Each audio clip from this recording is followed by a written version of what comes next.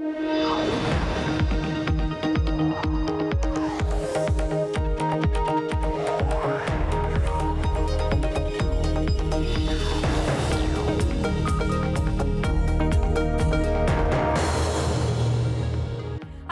San Francisco, and this is Bloomberg Technology. Coming up in the next hour, beyond containment. The head of the U.S. Centers for Disease Control says the time has passed to contain the virus in certain states. This as the president signals stimulus might be coming, but when and for who? We will have the latest. Plus, Secretary Gutierrez, President Bush's former commerce head, weighs in on the current administration's efforts to stem the economic bleeding. And as more cities around the world find themselves in quarantine, will people be flocking to Netflix? The outlook for big tech later this hour. But first, to our top story, Massachusetts becoming the latest U.S. state to declare a state of emergency, along with New York, California, and more, as Italy remains in a nationwide lockdown. Meantime, U.S. stocks rallied back from the worst rout since the financial crisis on hopes the Trump administration will implement stimulus measures to counter the economic impact of the outbreak. To get all the latest on where the markets close, we are joined by Bloomberg's Abigail Doolittle. And Abigail, all I can say, it was better than yesterday. It certainly was better than yesterday. It was also a wild day because the markets opened sharply higher, up about 3.7%, and then midday, each of the indexes dipped slightly. But at the end of the day, all of the index, especially that tech-heavy NASDAQ, closed up by about 0.5%. Now, when we dig into technology, the S&P 500 tech index on the day had a monster rally, its best day since 2009. But that comes after yesterday. Take a look at that, up 6.6%. But yesterday, this index plunged. It had its worst day since 2008. So tons of uncertainty here as for what's next, what the true impact and fallout on the corporate profit outlook will be around the coronavirus. Some relief perhaps around the idea that you have that potential stimulus. Something to think about, though, around that is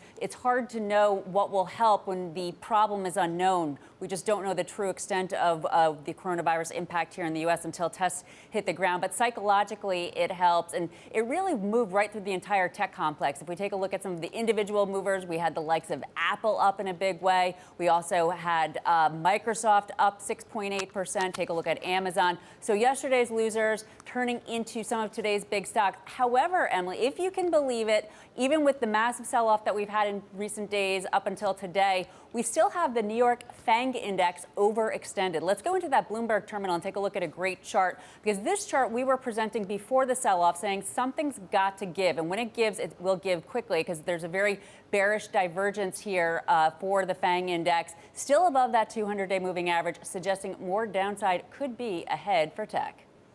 All right, Abigail, thanks for breaking it down. Meantime, turning our attention to the latest coronavirus situation right here in California. The state now has over 150 confirmed cases, the most in any U.S. state, and 2 deaths. Bloomberg has learned that 2 people who attended the RSA Cybersecurity Conference here in San Francisco, a conference that we cover, late last month, have also contracted the disease. Meantime, the Grand Princess cruise ship carrying over 3,000 passengers is now docked at the Port of Oakland after days circling the waters off San Francisco. At least 21 people on board have tested positive for the virus. Joining us now for the latest there is Bloomberg's Kartikay Mehrotra. Kartikay, we saw the ship passing by our office yesterday. Driving home yesterday, I saw it off the Bay Bridge. You were there as they pulled into port and started efforts to unload these passengers. What is the latest? So they've started to unload passengers and are very securely trying to ensure that on small batches, they're bringing people who have been exposed to the coronavirus or have been confirmed cases off the ship. The process will start with the 21 individuals who were confirmed and other people with medical ailments who needed treatment, and then grow to include the 1,000 or so American citizens and American residents who are on the boat. They will be quarantined at Travis Air Force Base here in California. Some will be sent to Texas. Beyond that, there are plans to create charter flights to send some individuals to Canada who need to go there, send some back to Europe, and the actual crew on the ship will go back into the Pacific Ocean. But all this will span 2 or 3 days as federal and state officials meticulously try to unload the ship without spreading the virus. Do we know how many people they've been able to test? Do we know if anybody else has tested positive? Do we know if other people have symptoms on the ship? That's a great question that we're still waiting for clarity on. I think one part of this process is that they want to go through the details and ensure that nobody else is spreading this illness before maybe creating panic or wanting to engage with the media. So right now, there have been little details other than the fact that they have started the process of emptying the vessel. Meantime, how else, we've been listening to Governor Gavin Newsom give this press conference, how else is the state and the city of San Francisco combating this? I understand they're passing out or opening up RVs to some of the homeless community that also need to be quarantine. Right. So there's been local media reports that there's these 30 RVs in San Francisco that are being used to help quarantine homeless individuals who otherwise have nowhere to go but tent encampments, to ensure that they're in a clean place, a clean shelter, while they go through the 14-day incubation process of the coronavirus. They may not need hospitalization. Actually, they definitely don't need hospitalization, but they do need to be secure and away from other individuals. And so these RVs are being used as a method to keep them safe and secure. All right, an evolving situation. We'll bring you more headlines as we have them. Carta K. Marocha, thank you so much for giving us the view from the Port of Oakland. Coming up, President Trump's plans to try and jumpstart the economy in the midst of this devastating outbreak. Our discussion with a former U.S. Commerce Secretary, Carlos Gutierrez, is next. This is Bloomberg.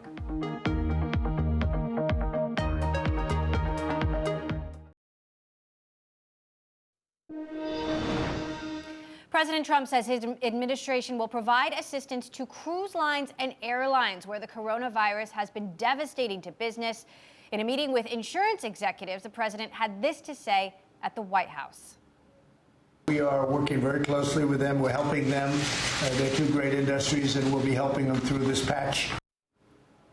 The president, though, didn't provide details of what that help will involve. He plans to announce what he calls substantial, quote-unquote, economic measures later today to combat the fallout from the coronavirus. Sources have told Bloomberg that the president told Republican senators today that he wants a payroll tax holiday through the November election. Let's get to Washington to discuss with Bloomberg's White House editor, Alex Wayne. So not a lot of details, Alex. What do we know?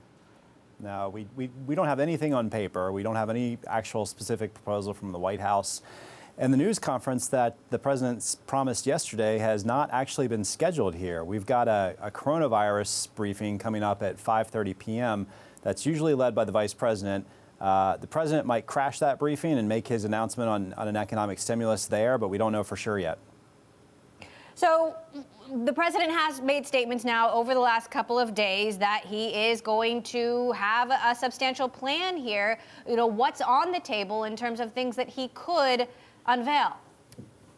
Yeah, they've talked about doing something for paid sick leave. They're worried about workers in, especially in hourly industries, service industries, going to work with the coronavirus if they get sick. They want them to stay home, and so I think the government is going to do something to extend some sort of paid leave to people who are infected in those sorts of jobs. We think they probably need to work with Congress on that, but there are people in the administration who think they don't, that they can do that on their own. We're not exactly sure how that would work because, again, we don't have anything on paper or any specific proposal from the White House. He's also asked for this payroll tax holiday. Democrats in the House are not real keen on this idea. They don't think that a tax cut is the right thing to do to combat the economic fallout from the coronavirus. They would rather spend money on things like paid sick leave and extending unemployment insurance for people who are infected or for people who lose their jobs because companies are affected. It's a fluid situation, Alex, across the United States. It's not necessarily California that actually has the most confirmed cases. New York and Washington possibly have more, and you've got lawmakers very concerned about how this is being handled in their individual states. What are the dividing lines going to be between lawmakers? Yeah, on Capitol Hill, you're seeing some of the classic dividing lines between Republicans and Democrats over taxing and spending. I think both sides of the Hill, Democrats and Republicans, want to do something to combat the economic fallout. Everybody can tell that the economy is about to slow down from this, that airlines are struggling, that the tourism and travel industry is struggling, and that those troubles might spread to other industries. And so they want to get ahead of it, but they're in disagreement on how to do it. Democrats traditionally want to spend money to fight recessions or any sort of an economic slowdown. Republicans traditionally always turn to tax cuts first, and they disagree on each side disagrees on the efficacy of the other side's approach. And so if they come to a compromise, it's probably going to have to be a little bit of each, some spending, some tax cuts. I think they may get there, but it's probably not going to happen soon. All right, well, we're awaiting word from the president any moment now. So, of course, bring you that from the White House as we get it. Bloomberg's Alex Wayne in Washington. Thank you. Now to discuss further economic impact of the coronavirus, I want to bring in Secretary Carlos Gutierrez from Washington. He is currently the chair of the Albright Stonebridge Group, and prior to that, he served as Commerce Secretary to President George W. Bush and was also the CEO and chair of the multinational food giant Kellogg. Secretary Gutierrez, thank you so much for joining us. So first of all, what is your reaction to what we know and the statements that the president has made so far about his plan? Well, it's hard to say because we don't know what the plan is, but conceptually, the idea of a stimulus strikes me as solving the wrong problem. It's a good tactic. It may be a good backstop, but we have a medical problem here, not a monetary or a fiscal or anything else. The only solution in front of us is medical. So are we putting enough resources behind finding a vaccine? Do we understand the virus? Have we ordered enough testing kits? So, today we say, well, there are a small number of people who have been affected. Our problem is that we haven't tested many people. In fact, of all the countries that have been impacted by the virus, we're the ones who have done the least testing. That worries me. We should get after that. Whether a stimulus can be negotiated, whether it can be targeted very specifically at people who need the help, perhaps that could be a good idea, but it's not going to solve the problem. The problem is, I think the president has to stand up. He has to say, we have an issue. We're going to solve it this way. Let's all stick together and let's get it behind us. But apparently that's just not the language that's coming out of the White House. So, Secretary Gutierrez, the head of the CDC now saying we're beyond containment in certain cases, in certain states. Would you say, or just how dire would you say the crisis is at this point? Well, I think it's very bad because we really don't know. We're sort of in the dark. We know we have a problem, but the numbers aren't telling us how big the problem is. I give states a lot of credit where they've declared a state of emergency. We are in a state of emergency, and we need to do everything from a medical point of view. But since we haven't tested people in several months, there could be cases in every single state. There could be cases spreading as we speak. I don't want to alarm anyone, but the reality is that we have not paid attention to testing, and that's going to get us in trouble. We need to know how big the problem is. Let's talk about just how big the problem is and could be. What parts of the economy do you think will be hardest hit? There's an entirely new economy, the gig economy, that is a brand new group of workers that didn't exist before the financial crisis. Yeah, there's no question. A lot of service jobs, people who have 3 or 4 jobs, and they're part of the gig economy. One of those could be driving an Uber. But the industries, the large industries that are going to get hit, continue to get hit badly. Hotels, airlines, cruise ships, entertainment, anywhere that requires the gathering of a lot of people. So, conferences are still on calendars, but as we get closer, they're just getting canceled and canceled. The problem is to solve the medical issue. And, we have a very high fiscal deficit. And whatever spending we do is not going to be efficient because it's not the solution to the problem. So I just think we need to be careful and keep some powder for when the virus is over or the virus has tempered or has gone down or under control, that we have enough to be able to get out of this mess. Because, we have to remember our economy was slowing down before coronavirus. So the virus has just made it worse. but it's not going to be a total rebound back to 2-3% growth. I don't see that. You ran Kellogg for many years, a multinational food conglomerate. Should we be worried about food safety? Well, you know, food companies, pharmaceuticals, my goodness, they dress like coronavirus medics at all times, gloves, helmets. So I wouldn't look at that specifically. I would be more concerned about people, about gatherings of people, about just huge crowds where you just don't know if there are 2 or 3 or 4 people. Do you think we should be closing schools? Should we be closing all the public schools? Well, I think that in areas where we have seen an outbreak, in areas where we have seen problems, yes, I think we should. Now, if it's an overreaction, well, let it be an overreaction. I think it's a lot better than underreacting. So, yes, I think we should do whatever needs to be done. And in this case, it's our public servants who have these decisions to make and who need to be able to tell us how big the problem is. All right, Secretary Carlos Gutierrez, chair of the Albright Stonebridge Group. Thank you, Secretary, for sharing your thoughts with us. Still ahead, as the virus spreads, more tech employees are staying home. Could virtual reality help a remote workforce? That's next. This is Bloomberg.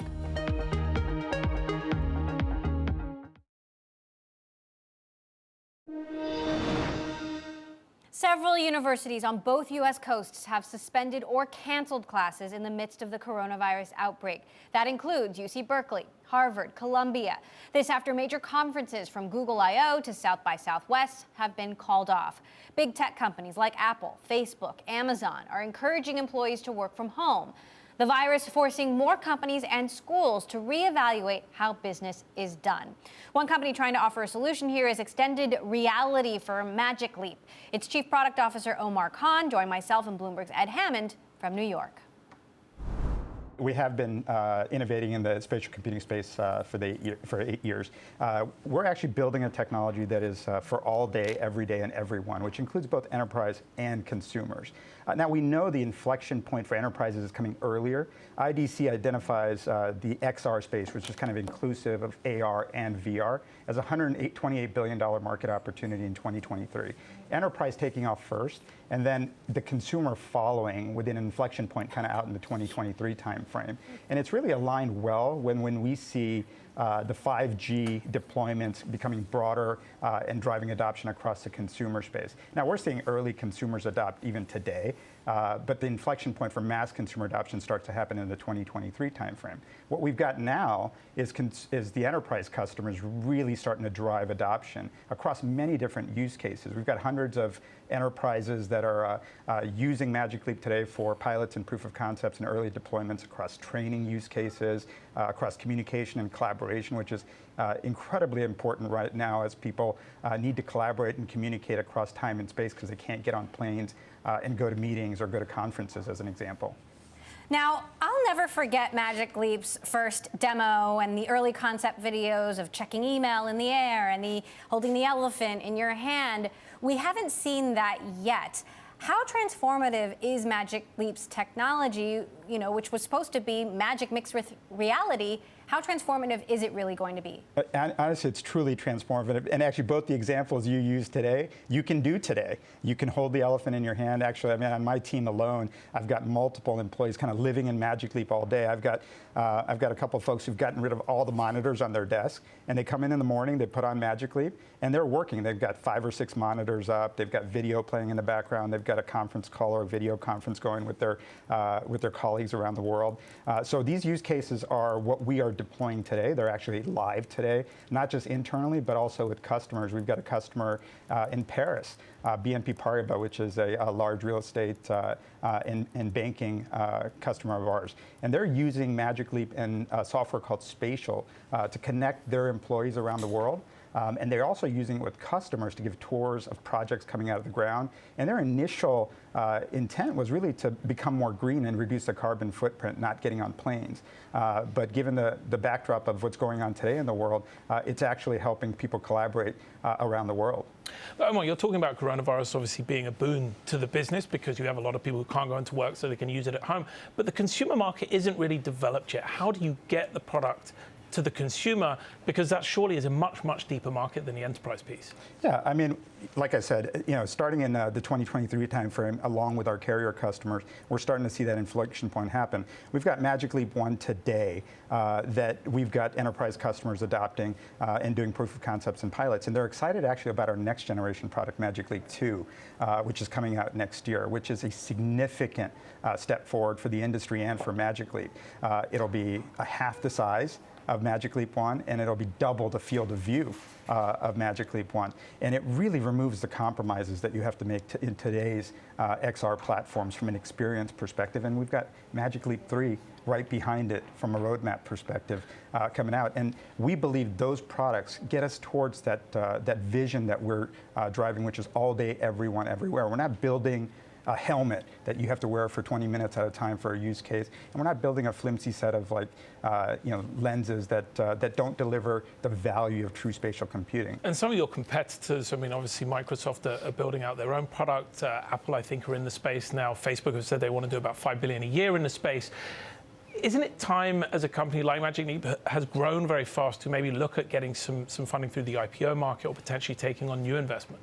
Look, I can't speak to those conversations, but what I can tell you is in those 8 years, as we've been building out that roadmap, we've built a very significant, broad, foundational IP portfolio that's really put a moat around our leadership in the XR space. And it makes it much more difficult for competitors to enter the market, much more costly, and it takes a lot longer time for them to get there. What we've got is we've got our second generation product, which actually continues to expand our leadership coming out next year, and then our next product right behind it in the roadmap. And that gives us tremendous confidence given the fact that the market is significant, over $100 billion just 3 years away. And for us to grab a disproportionate share of that market, and that's what our investors, our partners, our customers, and our employees are excited about, and we're confident in it. That was Omar Khan, Chief Product Officer of Magic Leap.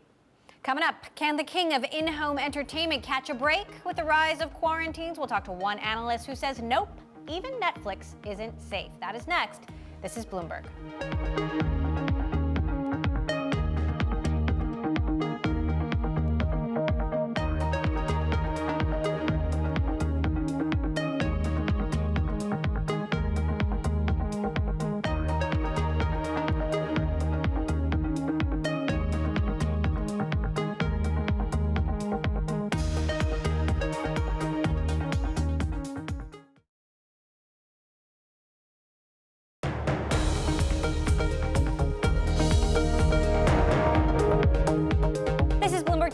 I'm Emily Chang in San Francisco.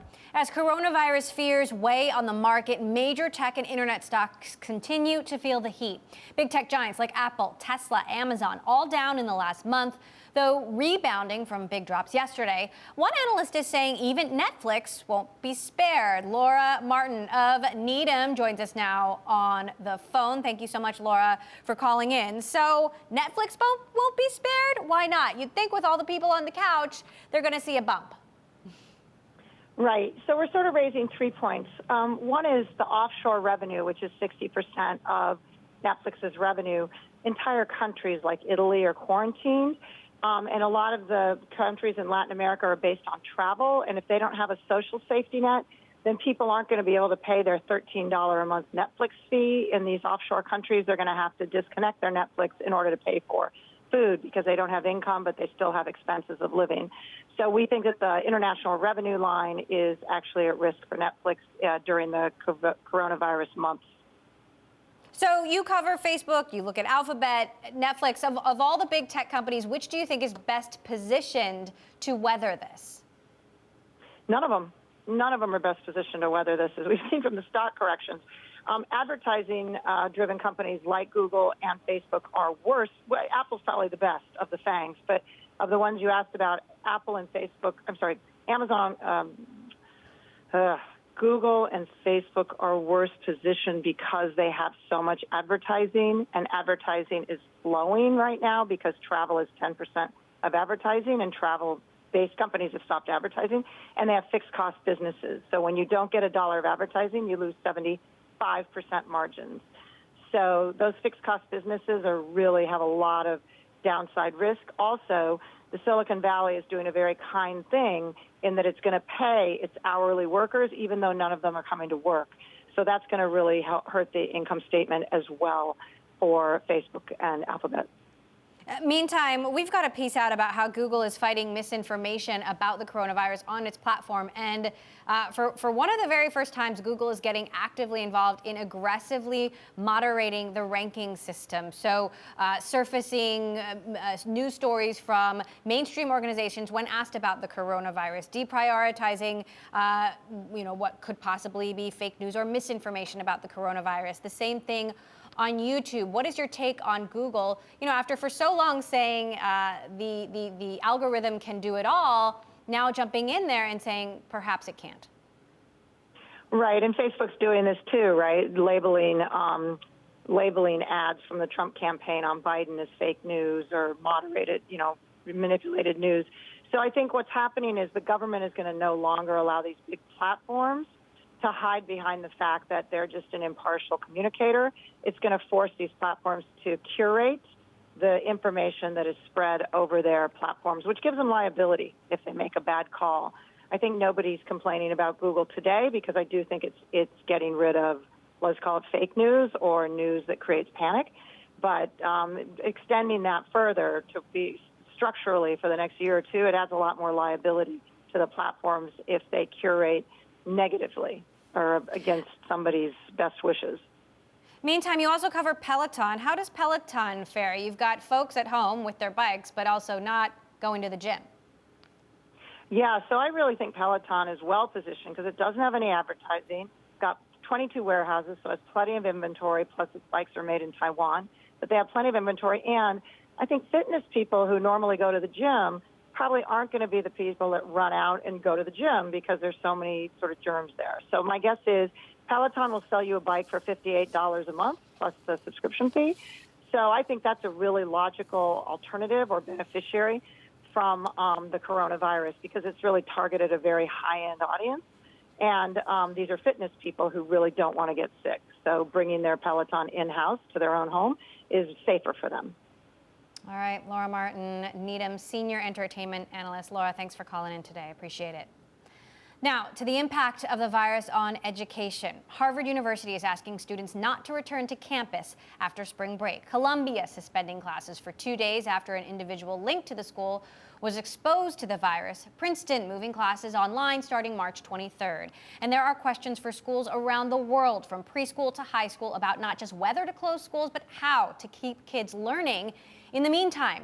Joining us via Skype from Mountain View, California, Sal Khan, founder and CEO of Khan Academy, a nonprofit educational organization that offers online education videos to 93 million users globally. Sal, good to have you back here on the show. It is one thing for universities to do this when you assume that most of the students have the equipment to do it. But when you talk about, younger children, schools around the world, are we really ready for these students to go online only? Perhaps they're already online, or they will be going online in a matter of days. Simple answer is we're not, but I think there's a lot of actors who are trying to put things together so that we can keep students learning, essentially. The reality is, I know there's some school districts, obviously internationally, places like Japan and South Korea have already canceled schools nationwide. And it's in the U.S., we've already seen school closures, and it's probably going to accelerate over the next couple of weeks. And the reality is, if they start in the next few weeks, they're likely to last through the summer because we're not going to see the peak cases for probably several weeks now.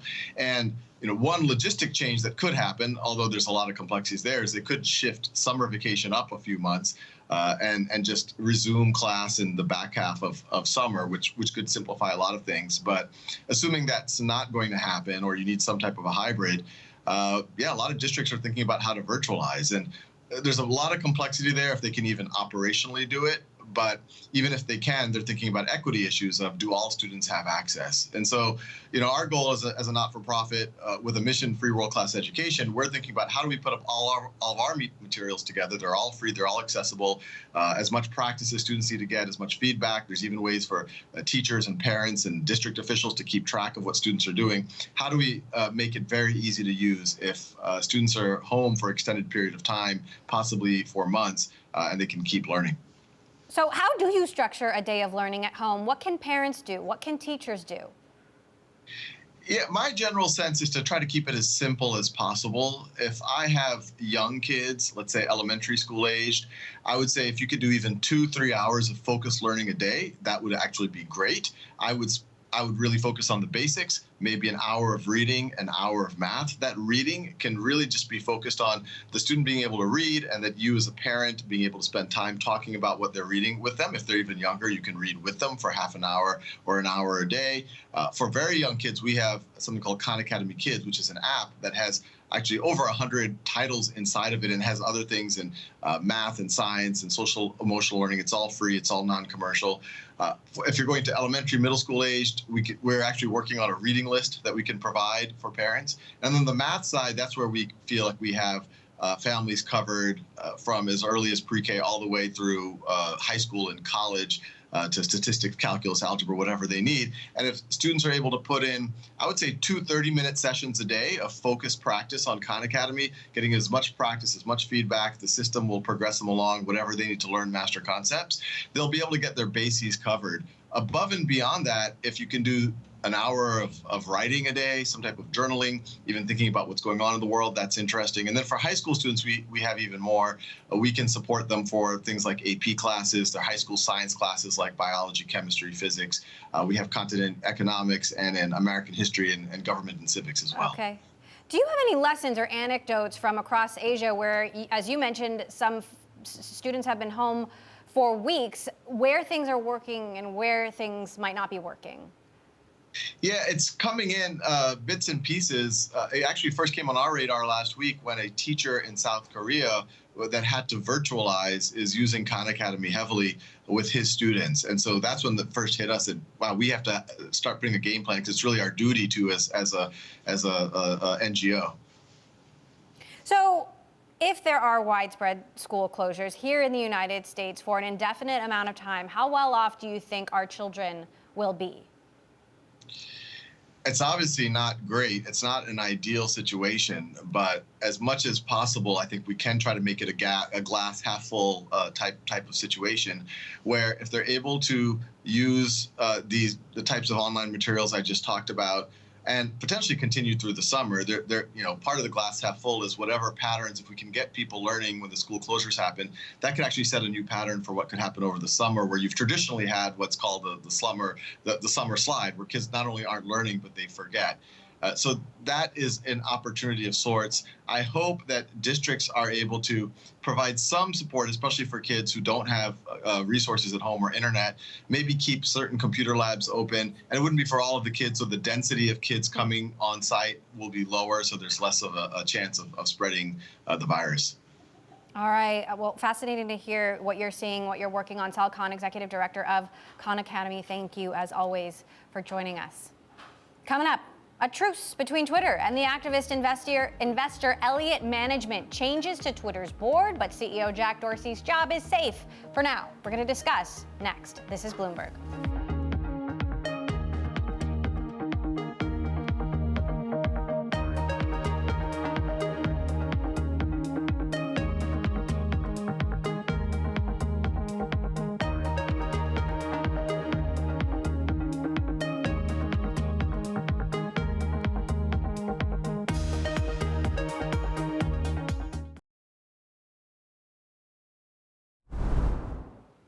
All right, let's get to the White House now, where the daily coronavirus briefing has started. Vice President Mike Pence there beginning that briefing. We're going to be listening into this, and we'll bring you there if there are any crucial developments and any updates as we have them. Meantime, I want to talk a little bit about Twitter, which has reached a truce with the activist investor Elliott Management and the private equity firm Silver Lake.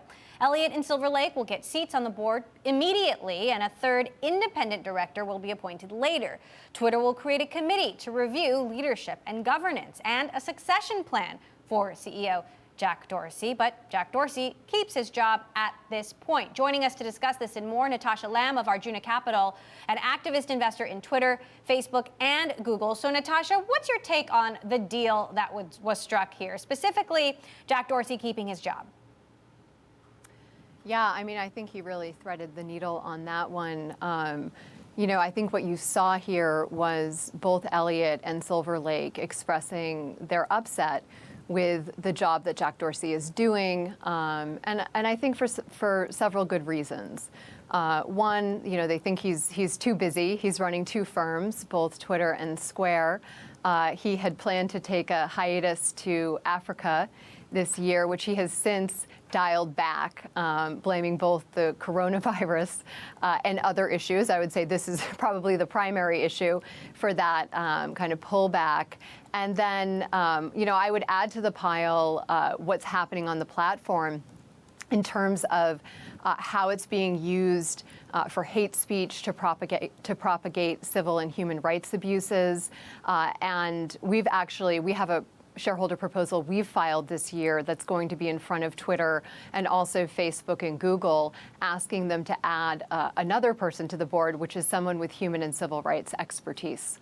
Let's talk a little bit more about Jack Dorsey, because he's not just the CEO of Twitter, he's the CEO of Square. He spends mornings at Twitter and afternoons at Square, though sometimes maybe that's reversed. He said he was going to go to Africa to work for 6 months. Now he says he is not going to do that. But, you know, when he decided to do both jobs, there was a lot of talk about whether or not he could continue to do it, and now it's been 4 or 5 years. Is this a sustainable situation? I don't think so. I mean, I think we're in a bit of a wait-and-see pattern here with Jack Dorsey and the deal that was just struck. I think he is too spread, and this is not just an issue with Jack Dorsey. You see it across boards, you know, across America, with people that just have too many hats. So while there's this short-term truce, I think that over the long term, I would expect that things would shift. Because frankly, Twitter needs some attention. Meantime, you've been campaigning for board diversity, for pay equity. Facebook just added 2 women to its board. You know, what is your general take of that particular move and whether or not diversity across the board, no pun intended, is improving in general? I think it is. I mean, you just saw Goldman Sachs come forward and say we're not going to take companies public if they don't have a diverse candidate on the board. And that could, you know, however they define that, whether it's a woman or a minority. But there is a shift that's happening. If you look at Facebook. Natasha, I'm sorry, I'm going to have to interrupt you. We're going to actually have to get to the White House. The vice president making some important remarks here about the coronavirus. Let's listen in. A reform that would make more N95 masks available. I'm also pleased to report that we did receive this afternoon a comprehensive proposal from the cruise line industry, a proposal that includes advanced screening, improving medical services on ships, providing for airlift evacuation and land-based care at the expense of the cruise lines for anyone that might be not only infected with the coronavirus, but with any serious illness. We'll be reviewing that in the next 24 hours. The president's objective is for us to make cruise lines safer, even as we work with the cruise lines to ensure that no one in our particularly vulnerable population is going out on a cruise in the near future. I'm going to recognize Dr. Fauci to talk about where we are. And Dr. Birx will give us some research that she's done on the scope. We'll have other updates. But let me say once again, this is a whole-of-government approach. And from early on, President Trump has insisted that our government at the federal level, all of our partners at the state level, work in concert to protect the American people. And as we stand here today, the risk to the average American of contracting the coronavirus remains low. but we're absolutely determined to give every American the tools and the information that they need to protect themselves, their families, their workplace, their schools, and we're going to work together. We're going to work together to see our way through this, and working with leaders in both parties in Congress, working with leaders at the state level all across this nation. I'm confident we will. With that, Dr. Tony Fauci for an update on the status. Thank you very much, Mr. Vice President. Just to give you a very brief sketch of what we do every day, the cases continue to increase globally. We're paying particular attention to the cases in Europe, in Italy, and France, in which we're starting to see that up at the same time as the relative number of new cases come down from China. What we're seeing in Europe is that Europe is in that upslope. So that's something that is expected. That's the way these kinds of outbreaks go. This is not a surprise to anybody if you look at the history of infectious diseases outbreaks. In the United States, we continue to have new cases. As of this morning, there were 712, I believe, with 27 deaths. Guaranteed by the time of this evening, that's going to be up, and there'll be several more. And tomorrow, there'll be several more. So we realize that this is something, obviously, that we've been saying all along, that we're taking very seriously. Now the question is, what are we going to do about that? And there are a number of things that one can do in order to blunt it. If you look at the curves of outbreaks, they go big peaks and they come down. What we need to do is flatten that down. That would have less people infected. That would ultimately have less deaths. You do that by trying to interfere with the natural flow of the outbreak. So what we're saying today is that although we keep coming in and saying appropriately that as a nation, the risk is relatively low, there are parts of the country right now that are having community spread in which the risk there is clearly a bit more than that. And you know the places, Washington State, California, New York, and Florida. But what I want to talk to you about today, just for a moment or two, is that we would like the country to realize that as a nation, we can't be doing the kinds of things we were doing a few months ago. That it doesn't matter if you're in a state that has no cases or one case. You have to start taking seriously what you can do now, that if and when the infections will come, and they will come, sorry to say, sad to say, they will. But when you're dealing with an infectious disease, we always have that metaphor that people talk about, that Wayne Gretzky, he doesn't go where the puck is, he's going where the puck is going to be. Well, we want to be where the infection is going to be, as well as where it is. So what we have here, if you could see that here, it's here is that if you go to coronavirus.gov, remember when Dr. Birx yesterday mentioned some of the things that we put together. These are really simple. Keeping the workplace safe, keeping the home safe, keeping the schools safe, and keeping commercial establishments safe. This should be universal for the country. Everyone should be doing that, whether you live in a zone that has community spread or not. When you have community spread, you're obviously going to ratchet up the kinds of mitigations that you have. But at a minimum, this is the minimum that we should be doing. So everybody should say, all hands on deck, this is what we need to do. So I'll stop there, and later I'll be happy to answer questions. Thank you, Dr. Fauci. Thank you, Mr. Vice President, and thank you, Dr. Fauci, for that clarity. We continue to monitor the situation across the country and across the globe, and we are very fortunate between Dr. Fauci and I. We have long-term contacts out there in many of these countries that are experiencing current outbreaks. We continue to review all the scientific literature to look for insights and to really determine who's at the greatest risk. And that's why we've talked to you about people with immunodeficiencies at any age, people with medical conditions, and the elderly, and how important it is for all of us to take these precautions in the household to protect others. Because we have circulating flu and other respiratory diseases at this time. We all have to act like all of those diseases, any respiratory disease, can be transmitted to others. And as we said yesterday, we're hoping that decreases all the respiratory disease we're experiencing. Finally, we got new reports out of China who had 9 pregnant women during an acute COVID infection, and all 9 were infected. both, and they delivered while they were infected, and all 9 babies were healthy, and the mothers were healthy. So we continue to look for data like that. The daily briefing about the coronavirus ongoing there at the White House. Vice President Mike Pence talking about a proposal he has received to help ailing cruise lines. Also, we heard from Dr. Anthony Fauci saying they're closely monitoring the situation in Europe, specifically France and Italy, where cases may be in an upslope. And he also said, quite frankly, there will be more cases in the United States tomorrow as well. Now, speaking of the coronavirus and politics, both Biden and Sanders canceling planned rallies because of mounting fears about the virus's spread. This coming as there's still plenty at stake in the U.S. Democratic primaries happening today in 6 states across the country. Former Vice President Joe Biden could take a big step closer to wresting the nomination from his closest rival, Senator Bernie Sanders. 6 state primaries, as I said, happening at the polls. This puts 365 total delegates up for grabs, with the biggest prize being the state of Michigan, which was a surprise victory for Sanders 4 years ago. For the latest, I want to bring in Bloomberg's politics editor, Wendy Benjaminson in Washington. And Wendy, is it going to be the same for Senator Sanders this year in Michigan? Because the polls seem to indicate that it won't be. That's right. It's hard to tell. The polls also favored Hillary Clinton last year, or last cycle, I should say. And Sanders ended up with a win of maybe 1 percentage point.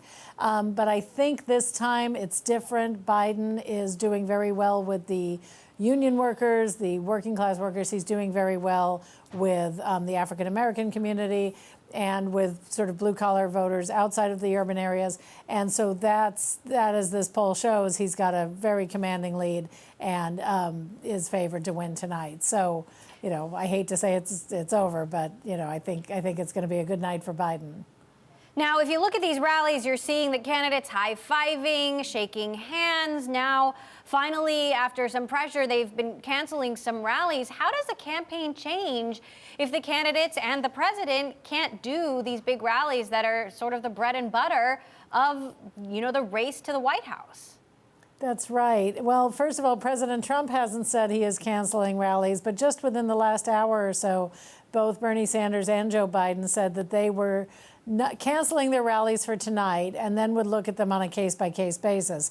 Of course, for Sanders, if he's losing, he may not have that many rallies anymore.